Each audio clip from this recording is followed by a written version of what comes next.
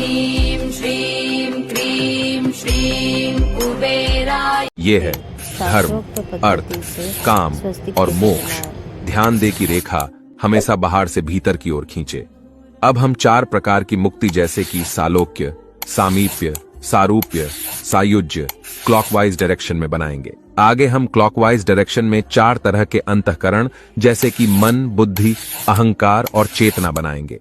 भक्तों के 4 प्रकारों को दर्शाने वाले 4 आंतरिक बिंदु क्लॉकवाइज डायरेक्शन में बनाएंगे। ये है श्रद्धा, विश्वास, प्रेम और समर्पण। कभी भी स्वास्तिक को ब्रह्मस्थान यानी मिडिल स्पॉट से काटकर या प्लस बनाकर ना बनाए, इससे ये नेगेटिव हो जाता है। ओम महालक्ष्मी नमो नमः। ओम विष्णुप्रियाय नमो नमः। ओम धनप्रदाय नमो नमः। ओम विश्वजनन्यै नमो नमः। ओम महालक्ष्मी नमो नमः। ओम विष्णुप्रियाय नमो नमः। ओम धनप्रदाय नमो नमः। ओम विश्वजनन्यै नमो नमः। श्वेता शर्मा भक्ति सागर। ॐ ह्रीं श्रीं क्रीं श्रीं कुबेराय अष्टलक्ष्मी मम गृहधनं पुरय नमः। ॐ ह्रीं श्रीं क्रीं श्रीं कुबेराय अष्टलक्ष्मी मम गृहधनं पुरय नमः। ॐ ह्रीं श्रीं क्रीं श्रीं कुबेराय अष्टलक्ष्मी मम गृहधनं पुरय नमः।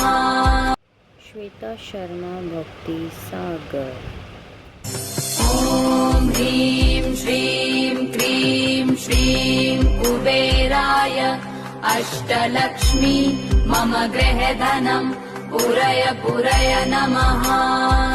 श्वेता शर्मा भक्ति सागर। ॐ ह्रीं श्रीं क्रीं श्रीं कुबेराय अष्टलक्ष्मी मम गृहधनं पुरय नमः। श्वेता शर्मा भक्ति सागर। ॐ ह्रीं श्रीं क्रीं श्रीं कुबेराय अष्टलक्ष्मी मम गृहधनं पुरय नमः। श्वेता शर्मा भक्ति सागर। ॐ ह्रीं श्रीं क्रीं श्रीं कुबेराय अष्टलक्ष्मी मम गृहधनं पुरय नमः। श्वेता शर्मा भक्ति सागर।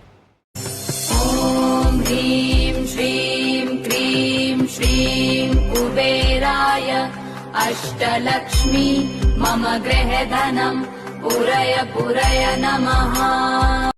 श्वेता शर्मा भक्ति सागर। ॐ ह्रीं श्रीं क्रीं श्रीं कुबेराय